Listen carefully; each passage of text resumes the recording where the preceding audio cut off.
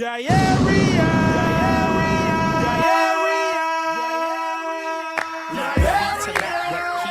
that? Tell the people that Phony Water is back.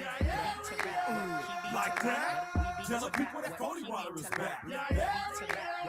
Like that? You are tuned into the W Show on Sideline Sports Talk Network and 100.1 FM Kansas City. Live from Radio Row in San Francisco, California. Brought to you by Gates Barbecue, the Negro Leagues Baseball Museum, Dillard Zona Rosa, the Soul of Santa, Golden Gate Funeral and Cremation Services, and Wood Nissan.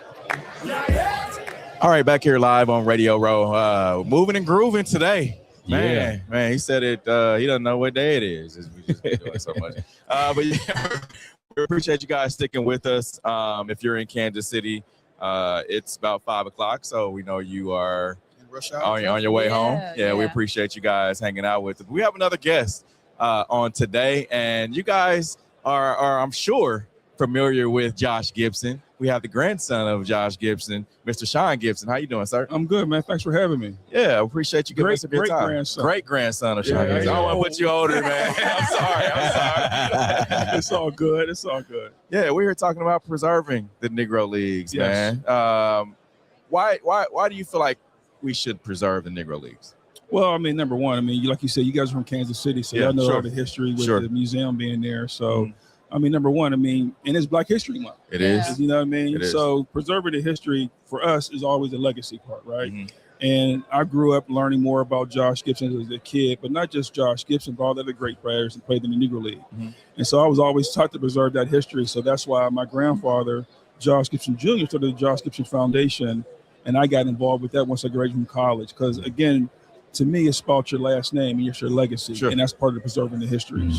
Now, we get a lot of people that come to Kansas City and don't know anything about the Negro Leagues. I mean, they may have heard about it, but they don't really know. Just talk about why it's important, about to learn about the Negro Leagues. I mean, number one, it's part of our history, right? It's just like anything else that you heard about in the history. It's just like Martin Luther King or Jackie Robinson, some of the great history, World War I, World War II. It's part of our history, part of our culture.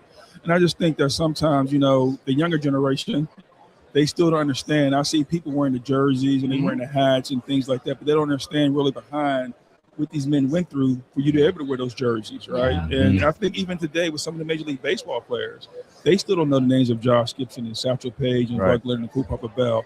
And so it's all about educating not just the youth, but the community about these great players. And also, too, I want to say this, like, the one thing I always try to tell people or talk about is that people try to downgrade the Negro Leagues. Like, they try to make it like a Class B citizen. Like, I always say, what makes you think the Major Leagues are so much greater than the Negro Leagues? Right. It's just that Major League Baseball didn't accept Negro League players at that time. But Negro League Baseball player was just as good or even better than the Negro League Baseball. The Major League Baseball player. So, yes. I think we saw that when they added the stats of the Negro League baseball players to the MLB. So they added the stats, but I was just looking, and Josh Gibson's name is not number one on the list of all-time home run leaders. Wow. Well, and that's okay. So she brought it up, and I'll tell you why. Well, and I was part of that committee. And so when they did the stats in 2024, Josh Gibson is now number one in 6 categories in Major League Baseball. He's a career batting average leader, single season batting average leader, OPS, slugging percentage, and so on. The home runs, the reason why is because he, on his Hall of Fame plaque, it states he hit almost 800 home runs in his career. They only count his stats in the Negro Leagues. Those other home runs happen in Dominican Republic, Puerto Rico, Cuba, and Mexico. That's why they only count your Negro League stats. But that was the first question that was brought up to me when Josh Gibson became the leader of so many categories. What about the home runs? And that's why. Because the 1936 year of 84 home runs, I think that overshadows Barry Bonds or anybody. Right. Tell us about the jersey. That's a classic jersey. I don't think I've seen that one at the Negro Leagues. Well, you know what? I walked by here yesterday, and I met Steve, and I saw all this stuff, and I said, wait a minute, man, y'all ain't getting no gray stuff here. I mean, we don't got so much room for everything. I love the grays, though. So I said, okay, well, I brought a jersey, so I'm going to wear it today. But again, man, this is Ebbets Fields. One of the things that we do have a for-profit. Well, I run a nonprofit called the Josh Gibson Foundation. We have a for-profit company called Josh Gibson Enterprise. We'll be licensed I own Josh's name, image, and likeness. Okay. So this is one of our own original jerseys through Evans Fields, and we work with lids. So this is it right here. Yeah. And we got the H on the side, and it's the wool. Yeah. So it keeps you warm. Yes, It's authentic. So yes. Yeah. Oh, go ahead. You have one? Yeah, I was gonna say we talked to Mr. Bob Kendrick, the president of the Negro League Baseball Museum, back in December, and he was talking about how he's still learning the history of the Negro League Baseball Museum, and a lot of people would think that he's like a walking history book when it comes to the museum, right? What's one of your favorite stories when it comes to the history of the Negro League? Oh, so many. I'll just tell you, not the history. I'll say the history about Josh Gibson, about that, right?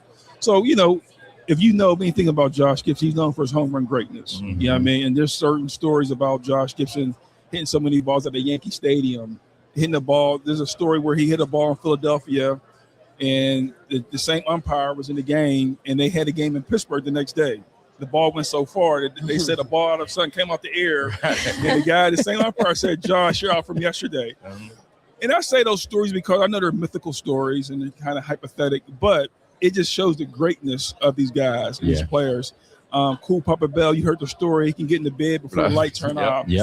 But when you hear those stories, yes, it sounds crazy, but it just shows you the greatness, how great these guys were on that diamond, and showed their athleticism on the diamond as well. So that's why you hear those kind of crazy mythical stories, but it tells you how great they were. Yeah. Now about the Negro Leagues and the introduction of their stats into Major League Baseball. What else do you feel like they need to do on the Major League side of things to make sure that they preserve the Negro Leagues? Because we've seen them have like a day where they'll wear Jackie Robinson jersey, or they'll have I know the Royals do the Monarchs uniform sometimes. But what else do you feel like they need to do? Well, one of the big things, so I'm also the co-founder of an organization called the Negro Leagues Family Alliance. And what that is, it's family members of Negro League baseball players all working together as one organization. And so one of our initiatives is to have a National Negro League Day. So you all know May 2nd, 1920 is the first Negro League game. Okay. We're proposing to Major League Baseball to have a National Negro League Day on May 2nd. Any teams that are playing that day will wear the uniforms. Right. And again, it's taking nothing wrong with Jackie Robinson Day. Jackie Robinson Day is one day. One player, I should say, I'm sorry. But this will celebrate over 3,400 African Americans. Exactly. So that's one of our main missions, is try to have a National Negro League Day. Because you get some teams that, like the Yankees, they won't do it. They say nothing's bigger than the pinstripes, right? Like, so I'm just sometimes I scratch my head. It's like, why not? It's just like if one team's gonna do it, it should be all teams that's gonna do it. I think another thing they should do is when they show the stats of other players or all-time greats and records that need to be broken. I think they need to implement that on the television show on NBL networks. Yes. So then not just the people who are historians of the games, but just regular fans who are happen to tune in. So then when I see a Barry Bonds or a Sammy Sosa, I can see a Josh Gibson, I can see a Satchel Paige. That way it can be ingrained to this new generation of people who may not know, but they can see it every year. Because just telling me that you implemented the stats doesn't mean anything if you don't show me it and show that the stats are there. And they did, and you're right, man, because they did show the stats when it first happened. It was all on TV, and I did like 60 interviews all over the country talking about Josh Gibson.